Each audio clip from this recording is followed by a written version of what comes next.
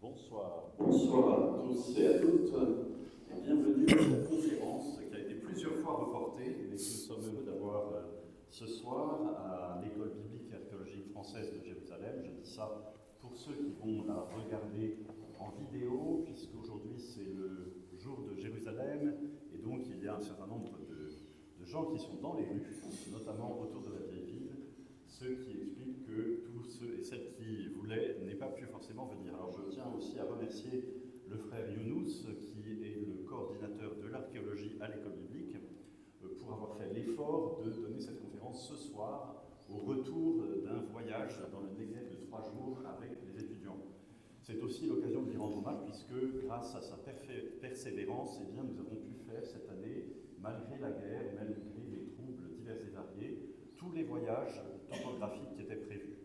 Donc la topographie, c'est aller voir sur le terrain cette réalité archéologique qui est plus complexe.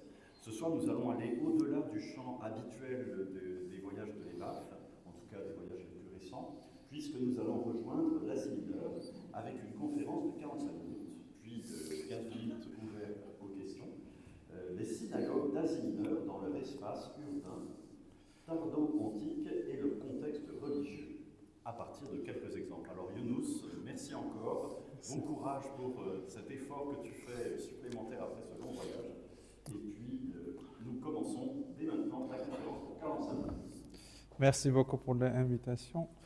En réalité, pour faire le travail, j'ai visité presque 20 différents sites archéologiques en Turquie en voyageant avec la voiture et une quinzaine de musées. Et alors, j'aimerais bien présenter ce sujet en partant avec une introduction. Après, je vais présenter dans une façon descriptive la réalité, soit de la présence juive en Asie mineure, cartographie, et même des synagogues dans une façon générale. Et je vais entrer à présenter un cas case study, en présentant la situation de Priene. Priene, mettons la synagogue dans le contexte urbain religieux, voyant le développement de la site, déplacement de centre de la site, et voir quelle était la position et la situation des synagogues.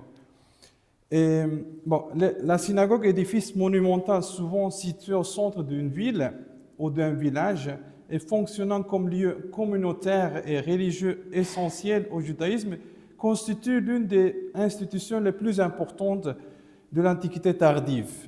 Son étude nous permet d'apprendre en premier lieu l'architecture, l'art et l'épigraphie juive, mais elle nous renseigne également sur les communautés elles-mêmes, la nature de leur instance dirigeante, leur orientation religieuse et culturelle, leur relation avec les environnements païens et chrétiens, ainsi qu'avec les autorités romaines et byzantines, tant civiles qu'ecclésiastiques.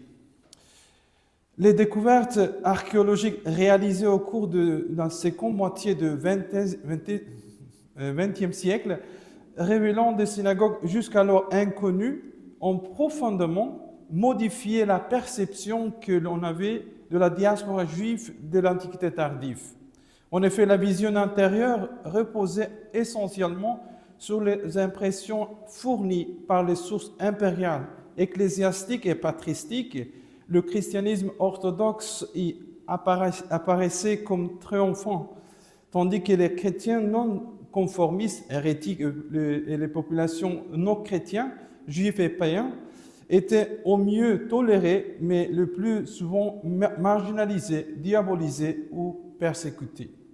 Ainsi, l'image largement admise par les historiens du XXe siècle était celle d'une diaspora juive accablée par des difficultés croissantes et marquée par une conscience douloureuse de la souffrance et du désespoir.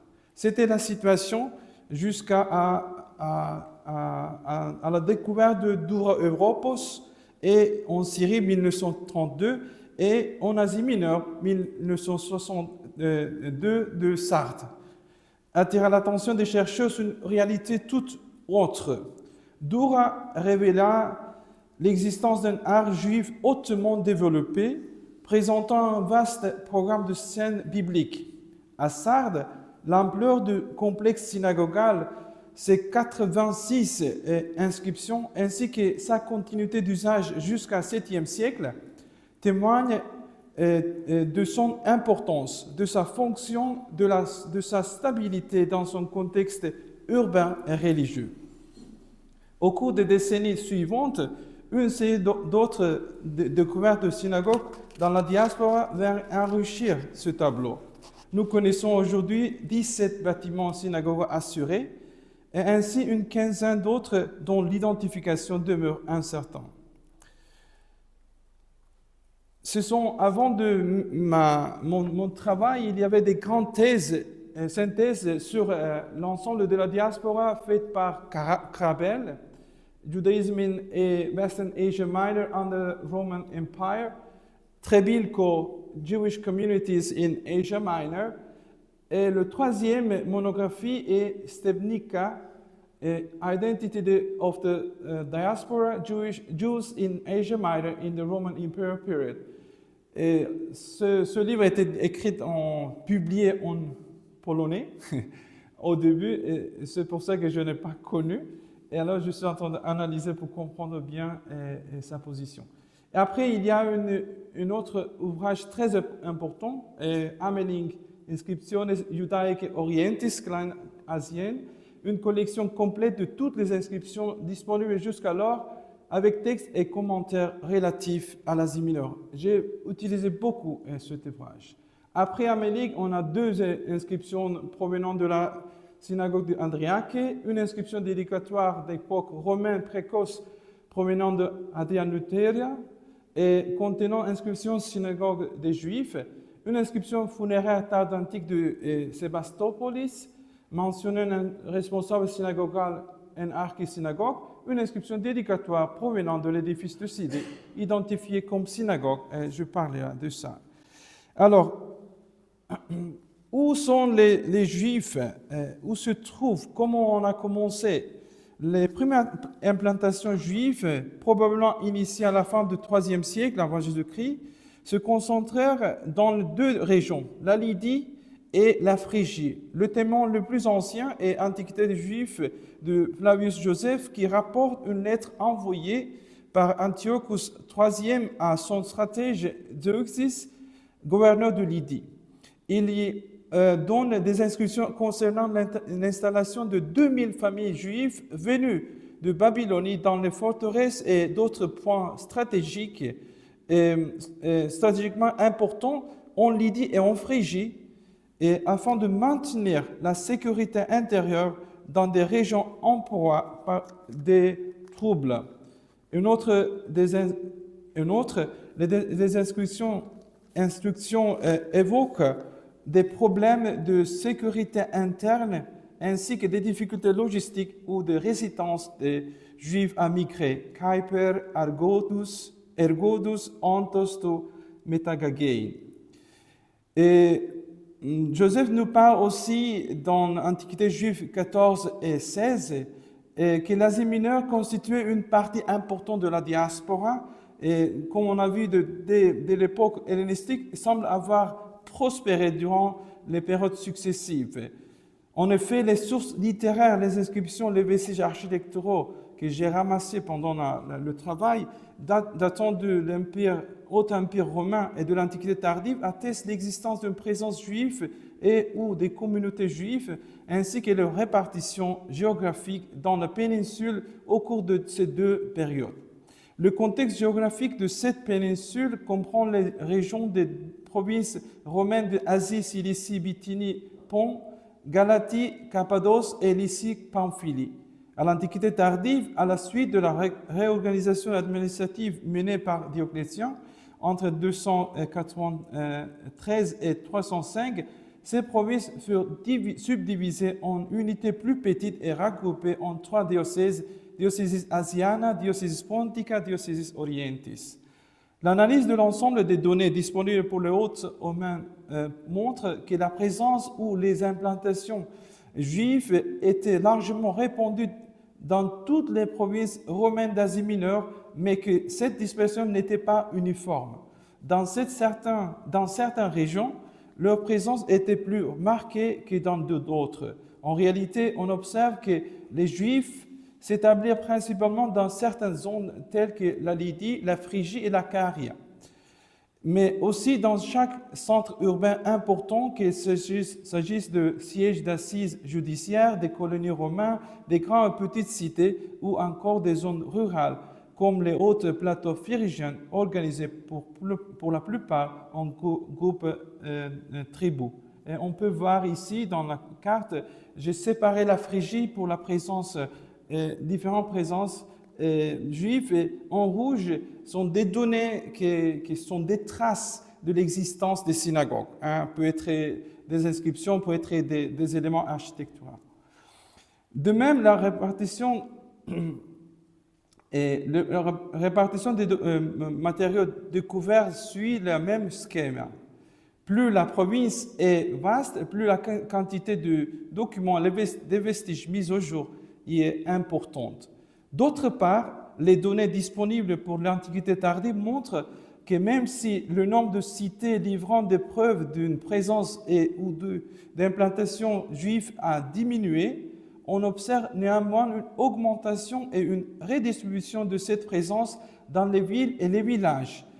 Cette répartition couvre une zone plus vaste que celle de l'Asie mineure occidentale et de la région des hauts plateaux phrygiens durant l'Autre Empire. Ainsi, on constate que les communautés juives avaient tendance à demeurer dans les capitales provinciales, dans les principales cités civiles et ecclésiastiques et à occuper de nouveaux sites, élargissant ainsi leur aire de distribution. On peut voir ici l'Antiquité tardive et la différence entre deux. La répartition est nouvelle. Les synagogues en Asie mineure. Et en Asie mineure, 3 bâtiments ont été identifiés avec certitude comme des synagogues, ceux de Priene, Sardes et Andriaque. 3 autres édifices, et 4e, je parlerai de ça, Oamile, Mopsuest et Limura, le 4e est Sidé. Pourraient également être des synagogues, mais cette identification n'a pas encore été confirmée.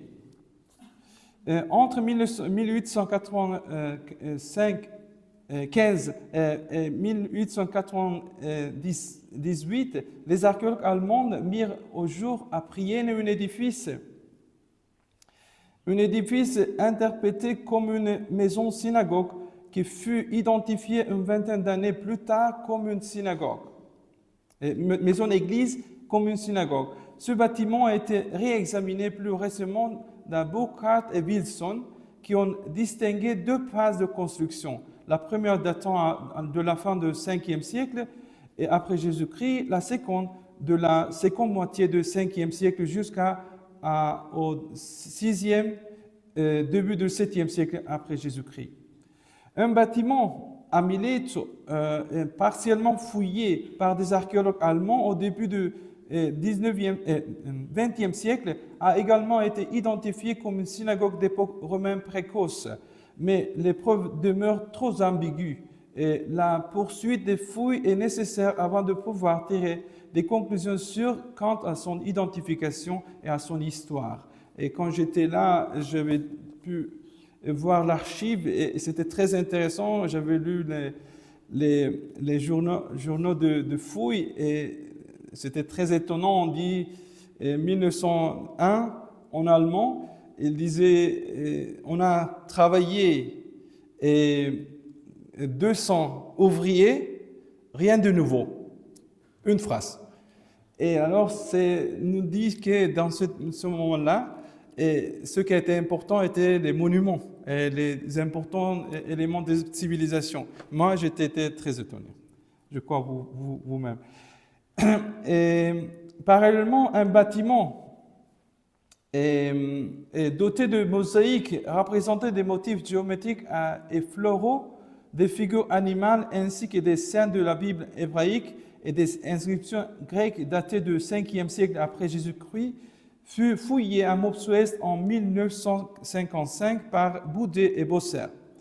Il fut d'abord interprété comme une église, comme dans le cas de Priene, et avant d'être identifié par certains chercheurs comme une synagogue. Toutefois, aucune solide preuve ne permet de détailler de manière définitive cette identification.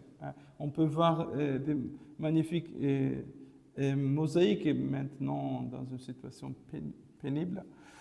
Et Hoffman, directeur des fouilles à Sardes, dans les années 1960, c'est la dernière phase, et c'est très intéressant parce que c'est similaire à ce que nous trouvons à Beth Alpha, 6e siècle, la dernière phase de synagogue de Mopsuest. Et Hoffman, directeur de fouilles à Sardes, dans les années 1960, fonda son identification de l'édifice comme synagogue sur une plaque ornée d'une menorah et sur des inscriptions en hébreu.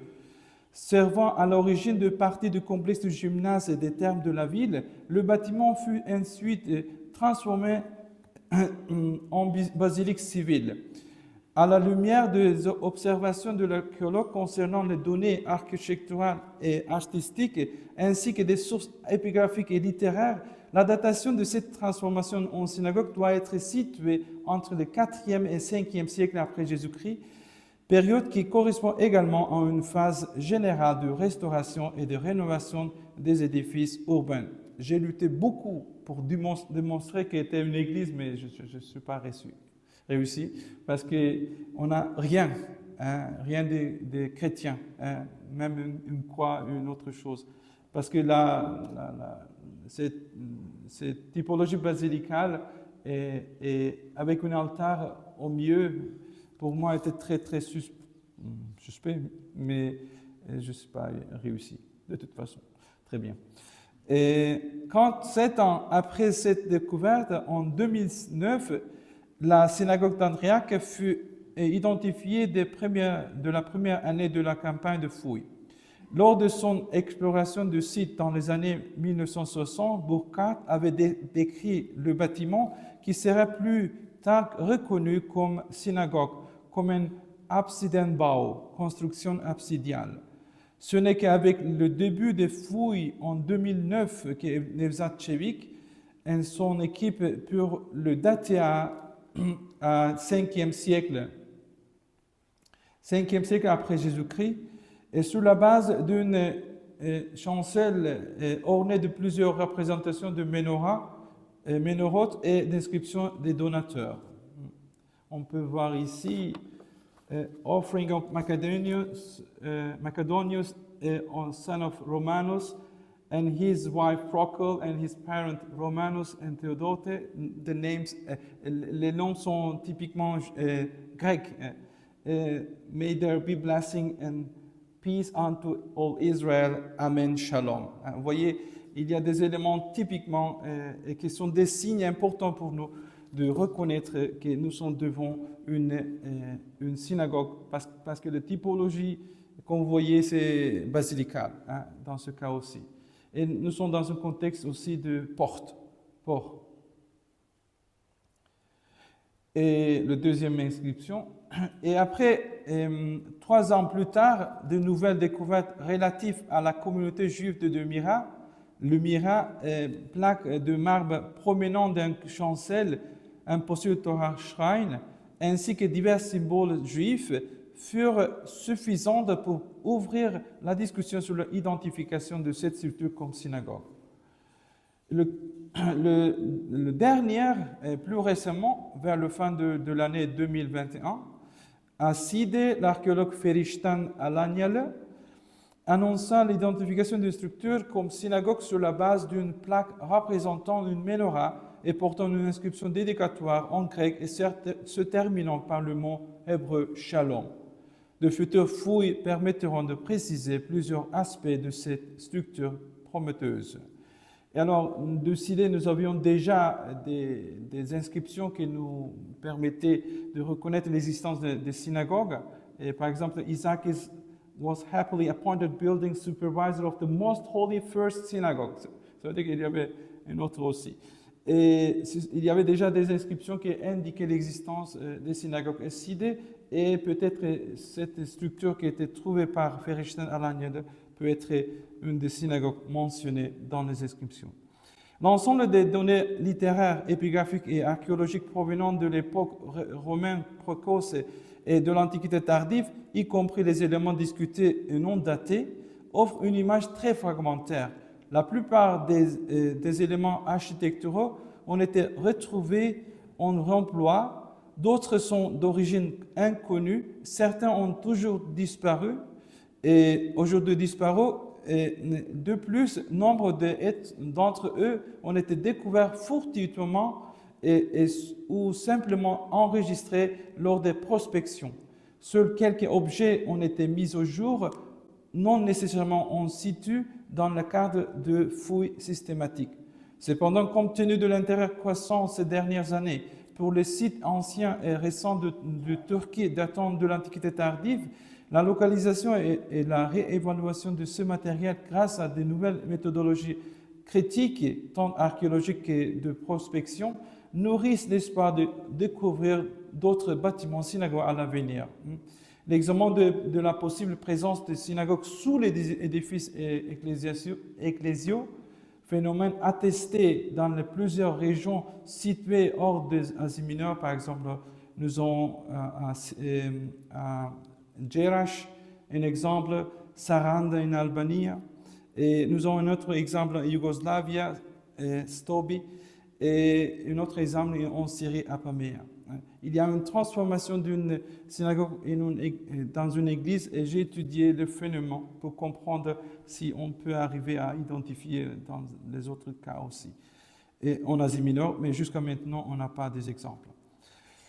Bon, et il y a des autres éléments que nous trouvons qui nous aident pour identifier l'existence des synagogues. Par exemple, à Aphrodisia, on a trouvé une pierre avec deux parties, et probablement vient de synagogue. On a une inscription avec la 68 juifs, 3 prosélytes et 54 craignants Dieu payants.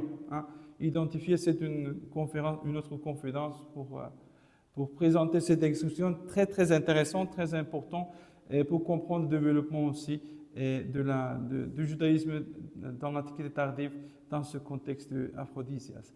Et ici, très intéressant aussi, c'est une base de colons que j'ai visité après avoir écrit à Kaniotis.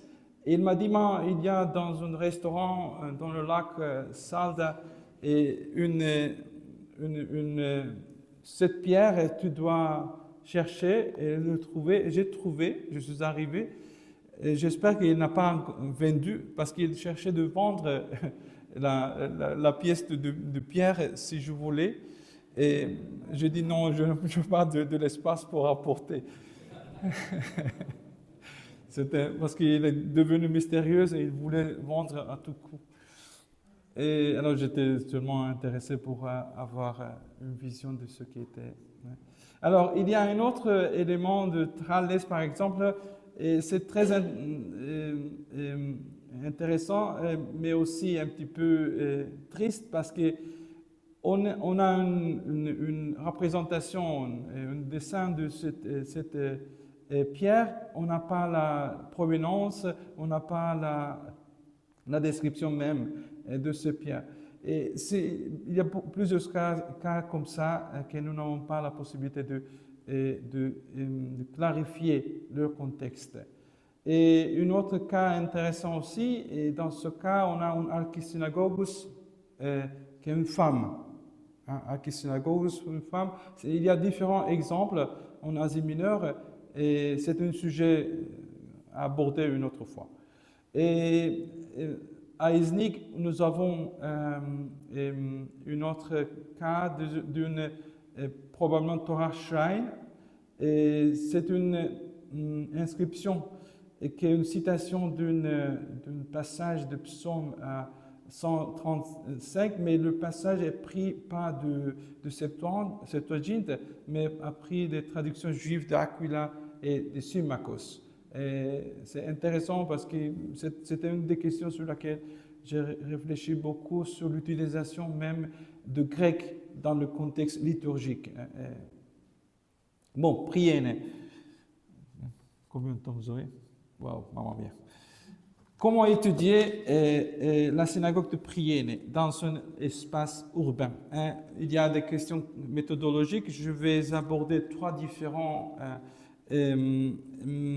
méthodologies pour comprendre bien la question de l'espace. Et l'application au contexte urbain tardo-antique des réévaluations récentes de l'espace urbain comme scène de la vie sociale et des pratiques citadines. Et la deuxième, la production de l'espace sacré en relation avec les activités liturgiques juives et l'usage des symboles dans cet espace sacré et leur relation avec la mémoire collective juive. Jusqu'à l'année 1990, les sociologues considèrent l'espace géographique simplement comme un contenant pour les événements historiques et les activités sociales. Sous l'influence de la phénoménologie et de l'existentialisme, de nouveaux courants de pensée sociologique opèrent ensuite un tournant spatial, envisageant le cadre spatial commun comme une construction sociale complexe, c'est-à-dire comme un espace produit, au sens de Henri Lefebvre, par les pratiques sociales. Edward Soja, par exemple, suivant de près Henri Lefebvre et Michel Foucault, appliqua cette idée fondamentale à l'étude de l'espace urbain. Et en reliant ces dimensions spatiales, sociales et historiques, il soutenait que la construction spatiale est une source d'explication en elle-même et non un simple arrière-plan fixe, inerte et socialement inefficace ou rigide des actions humaines. Dans mon cas spécifique, on n'a rien d'écrit. Alors, en Priene, on n'a pas même des inscriptions. On a seulement l'espace, on a des architectures, et des éléments architecturaux et des éléments artistiques. Et c'est pour ça intéressant de voir, et sans l'écriture, le développement dans ce contexte urbain de la présence de synagogues. Et le tournant spatial a influencé non seulement l'interprétation des espaces sociaux et politiques, mais aussi celle des espaces où se déroulaient les activités religieuses et liturgiques. Un nouveau champ de recherche ouvert notamment par Alexandre Lidov a cherché d'observer et analyser les différentes étapes de processus de création tout au long de la période byzantine d'un espace sacré appelé hiérotopie. Selon Lidov, cette création actualise la mémoire d'une hiérophanie, révélation divine, au moyen d'éléments du projet hiérotopique, par exemple les artefacts de l'art religieux, interagissant au sein du réseau de cet espace sacré concret. Cet espace n'est pas seulement produit par une intrusion topographique qui le détache physiquement du milieu cosmique environnant, il implique aussi une rupture ontologique et une transcendance expression de sa différence qualitative symbolique. Ainsi, dans cette approche, les objets artistiques sont envisagés dans le cadre d'un nouvel univers religieux et sont donc relus différemment.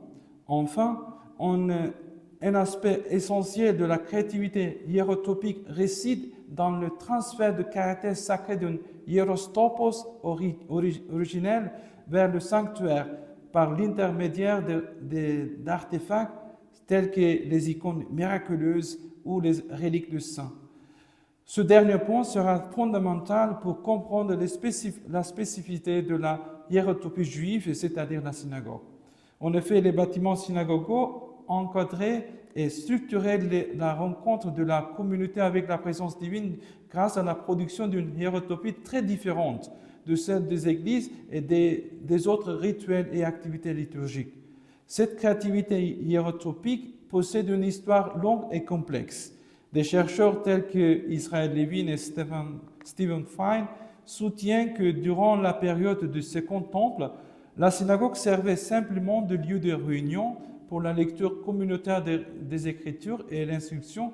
Après la destruction du Temple de Jérusalem, la transformation d'un espace donné en hiérotopie juive, c'est-à-dire le projet hiérotopique, s'est actualisé progressivement en maintenant la Torah et son étude comme point focal, comme incarnation de la présence divine et en transférant vers elle la mémoire du Temple. Cette mémoire s'exprimait alors par la construction d'une clôture de chœur séparant l'arche de la Torah de la salle principale, créant ainsi un degré différent de sainteté à l'intérieur de la hiérotopie, un écho de la division du temple en espaces distincts, par l'introduction des symboles et des prières reliant des activités synagogales à la liturgie du temple, la menorah à 7 branches, le lave, le chauffard, la bénédiction sacerdotale, les prières récitées au même moment que dans le temple et les bénédictions accompagnant la lecture de la Torah. Le bâtiment synagogal de Priene offrait ainsi aux fidèles juifs de la cité un contexte spatial différent produit par ses caractéristiques architecturales ainsi que des expériences religieuses distinctes médiées par les activités liturgiques. Par conséquent, je concentrerai mon analyse sur le processus d'actualisation d'un projet hiérotopique sur son interdépendance avec les diverses activités liturgiques.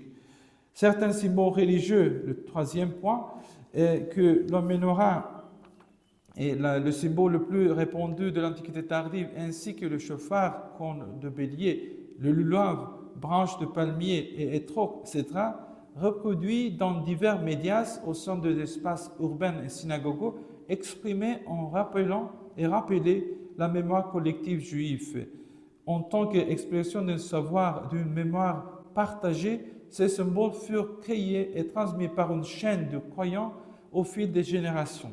Ces médias, auxquels s'ajoutent par exemple les formules religieuses, les titres et l'onomasticon attestés dans les inscriptions, peuvent être définis selon Pierre Nora comme des lieux de mémoire et selon Jean Assemont comme des formations culturelles.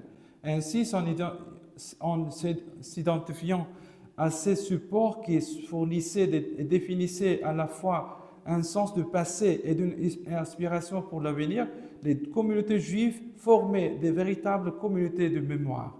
Cette objectivation matérielle et cette mise en visibilité des symboles religieux, également expression de frontières ethniques, créaient au sein de la communauté juive une culture partagée, un sentiment d'origine commune et une conscience renforcée de l'unité du groupe ainsi que de sa différence par rapport au monde extérieur. Dans cette dynamique dialectique de la formation culturelle juive, Assemont affirme d'ailleurs que les Juifs ont acquis leur remarquable pouvoir d'intégration en devant maintenir extérieurement leur caractère distinctif et exactement ce que nous trouvons à Priene. À un certain moment, on a la synagogue qui se trouve dans la partie ouest de la ville et toutes les églises étaient dans la partie est. Et sans être isolation, mais en même temps, il y a une intégration profonde dans le tissu urbain. Dans le cadre de la présente étude, il est particulièrement significatif que dans le bâtiment situé à l'intérieur de la ville de Priene, la communauté juive a exprimé sa mémoire collective, son auto-image ethnique et sa mise en scène identitaire au moyen de sa propre formation culturelle. Alors, on n'a pas beaucoup de temps, je sais. Et j'aimerais bien passer maintenant à présenter la ville dans une façon très très vite. Et après, j'aimerais bien me présenter l'édifice de synagogue au niveau architectural et les éléments artistiques. Et dans le contexte religieux, on a une église qui s'appelle l'église épiscopale et une autre église qui se trouve au dehors de la ville et à côté de la nécropole et à côté de l'église épiscopale, ce qui était défini comme le palais épiscopal. Comme ça, il y a déplacement même de l'attention et de comment dire, de foule, de centre de ville, de Agora vers cette structure qui devient, à 5e siècle, devient très important, partie de la tissu urbain.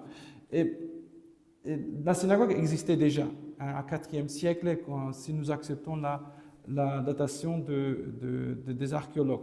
Et 5e siècle, on a la première construction de cette église qui est l'église épiscopale. Et il y a un changement dans la synagogue pendant le 5e siècle et devient beaucoup plus petite par rapport à ce qui était avant, mais continue à exister.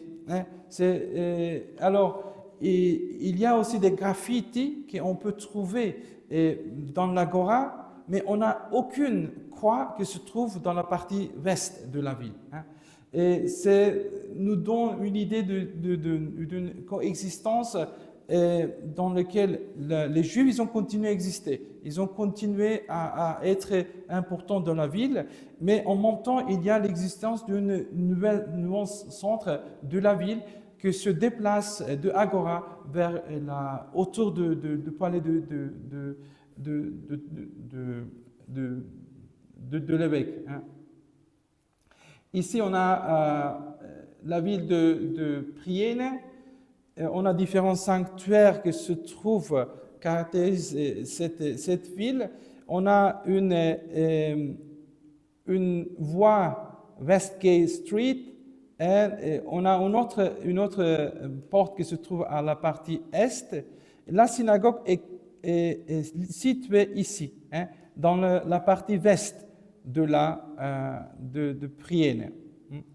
Et ici, on peut voir un exemple de cette ville 3D.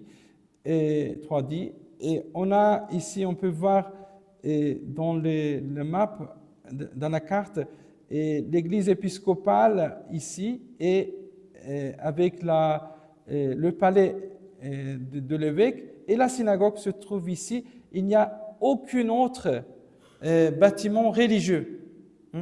La synagogue est le seul bâtiment religieux qui se trouve dans la partie ouest.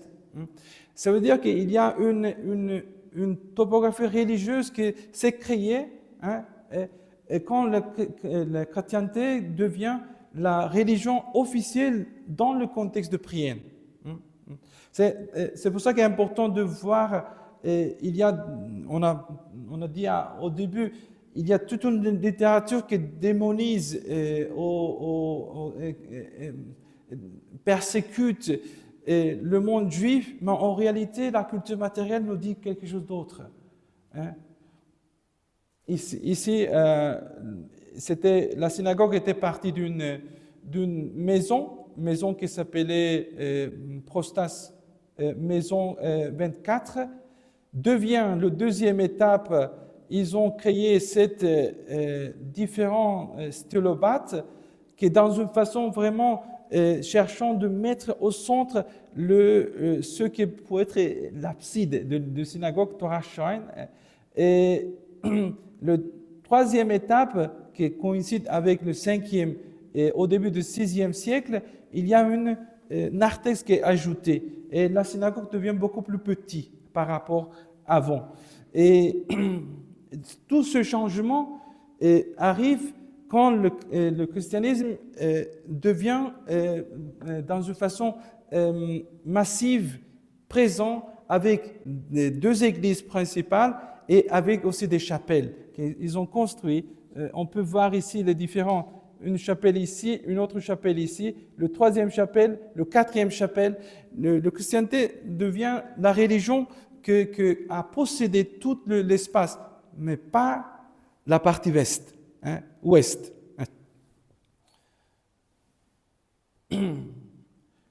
Ici, la deuxième étape,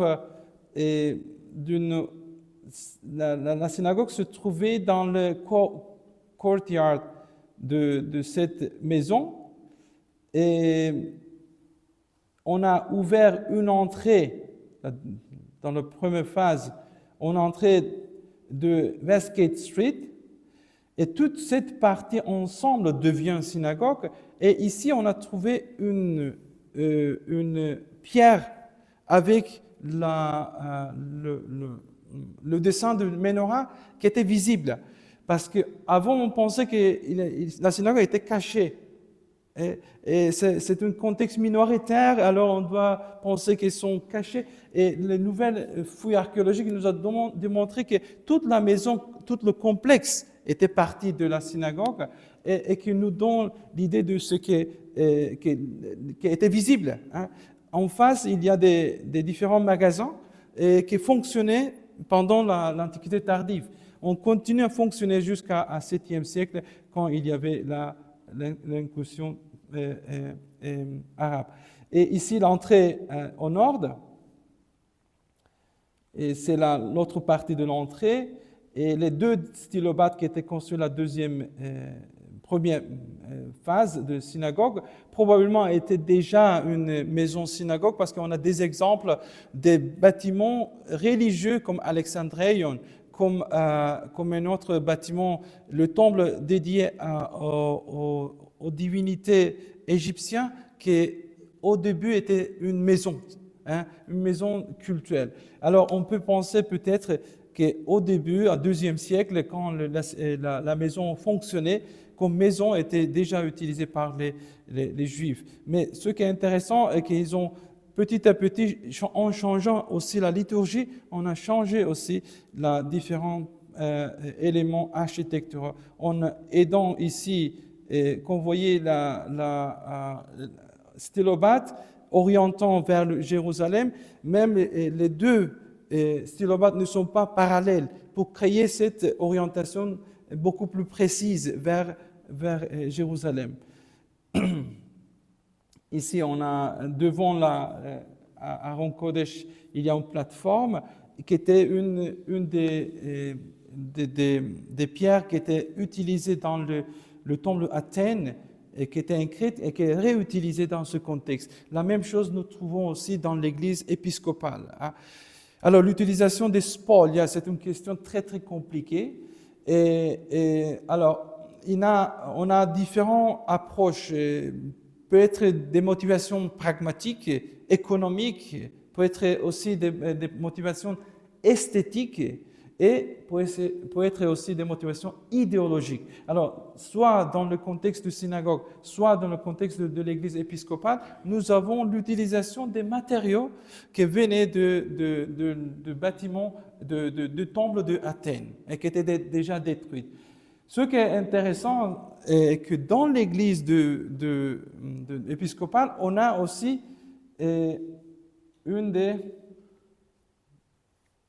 ça était réutilisé dans le pavement. Comment on doit interpréter? Le menorah très bien connu dans ce moment-là. Et alors, il y a des points qui créent des tensions. Je lis tout ce que nous trouvons dans la culture matérielle. Alors, il y a des tensions aussi. En utilisant ça dans le pavement de l'église principale, officielle de la ville, probablement il y avait des tensions. Et vous voyez, ici, on a une menorah avec des points. Ici, on a une croix avec des points. Ça veut dire que peut-être ils ont utilisé les mêmes façons de construire, les mêmes façons, le même fabrique, ou peut-être atelier, ou différents ateliers, mais utilisant les mêmes formes. Il y a des éléments qui sont très proches entre les deux communautés. Ici, on peut voir ce que je disais, non, c'était devant l'entrée vers désolé. Ici, à l'entrée, on pouvait voir immédiatement cette pierre avec le menorah. Ça veut dire qu'elle n'était pas cachée à la synagogue. Elle n'était pas partie d'une réalité cachée dans le contexte de prière. C'est là l'église épiscopale. Et c'est les trois différentes entrées avec un narthex. est à 3 phases. Hein. Et troisième phase, on a les pierres. Probablement, ils sont couverts avec des coupoles. Et à côté de l'église, l'église épiscopale, il y a tout un complexe qui est identifié comme, le palais épiscopal. Hein. Même si l'identification n'est pas assez certaine parce qu'on n'a pas beaucoup de données pour affirmer dans une façon claire et distincte cette identification. J'aimerais bien terminer ça en disant, je cherchais des données dans une façon très... Alors, dès lors, quelle fut l'incidence des transformations du 5e siècle, c'est-à-dire la christianisation tardive de la topographie urbaine? La synagogue existait déjà au 4e siècle. Le christianisme arrive au 5e siècle avec l'église épiscopale. Sur l'ancien bâtiment synagogal et par conséquent sur la communauté juive de Priene. Les données disponibles révèlent une situation particulièrement complexe. Tout d'abord, la localisation de la grande église et des chapelles dans le district oriental et celle de la synagogue dans le district occidental créaient une nouvelle topographie sacrée.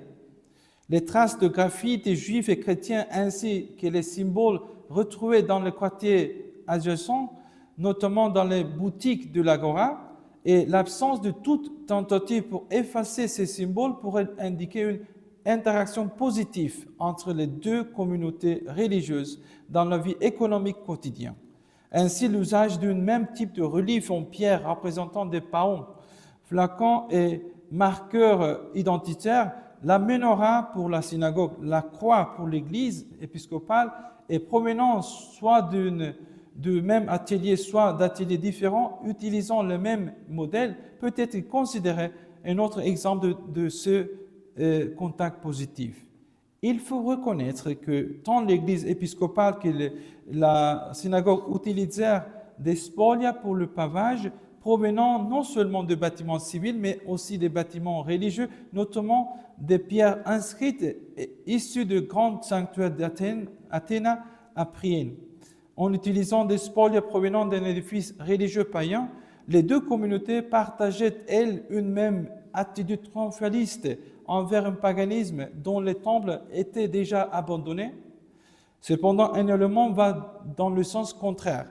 Un fragment de plaque de marbre représentant une menorah dont l'emplacement d'origine n'est pas encore clairement établi fut utilisé comme pavement dans la principale église de la ville, alors que la synagogue et la communauté juive étaient encore actives dans l'espace urbain. Cela semble indiquer une attitude négative et conflictuelle, voire triomphaliste du christianisme officiel envers le judaïsme, la menorah étant le symbole juif le plus répandu dans l'Antiquité tardive. Enfin, malgré ces contacts positifs et ces signes d'hostilité, il faut noter que le bâtiment synagogal fut restauré, bien que réduit dans ses dimensions, et continue à être utilisé jusqu'au début du 7e siècle après Jésus-Christ.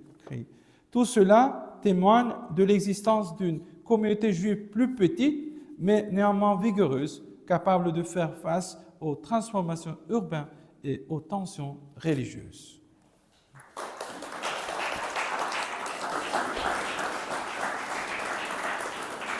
Merci beaucoup Younous. Maintenant nous avons une dizaine de minutes pour les questions. Alors voilà, Christophe, première question, Pierre, deuxième. Merci. Merci pour cette conférence si intéressante. Je voulais parler un petit peu de la menorah trouvée dans le contexte de l'Église chrétienne. Oui. Alors, il m'a semblé voir un signe d'un poisson sur quelque chose qui pourrait être interprété comme un poisson, ce qui veut dire que sur la gauche, en bas, donc qui est un signe chrétien. Et d'autre part, la menorah, que je sache, en tout cas à date ancienne, a été utilisé en contexte chrétien de façon pacifique et sans revendication. Par exemple, la menorah est considérée comme un signe de l'Esprit Saint. Déjà dans le livre de l'Apocalypse, les 7 Lurniae, c'est une menorah, avec toute la présentation du temple dans la Jérusalem céleste, etc. Donc, je me demande, c'est une question, est-ce qu'on ne pourrait pas considérer tout simplement qu'il s'agit, le signe de la menorah, mais qui n'est pas exclusif du judaïsme, mais qu'il est aussi également, depuis le début, utilisé dans le christianisme, et après, au Moyen-Âge, il va être abandonné. Oui, c'est très intéressant comme question, mais alors, dans ce contexte, on a le pavement. Dans le pavement, dans le même contexte, on a déjà une synagogue avec le menorah qui représente dans une façon claire. Et le menorah devient un signe, pas seulement devient un symbole pendant l'Antiquité tardive du judaïsme. Moi, j'utilisais beaucoup le menorah pour identifier, mais je suis sûr qu'il y a des cas dans lesquels même les chrétiens ils ont utilisé. Mais on a besoin de données pour affirmer ça. Oui, je suis d'accord avec vous. C'est une interprétation que je donne, mais en même temps, je vois dans une façon peut-être un petit peu stricte, mais menorah dans ce contexte, il y a lulav, il y a chauffard, il y a tous les éléments qui sont de la fête de Tishri, non?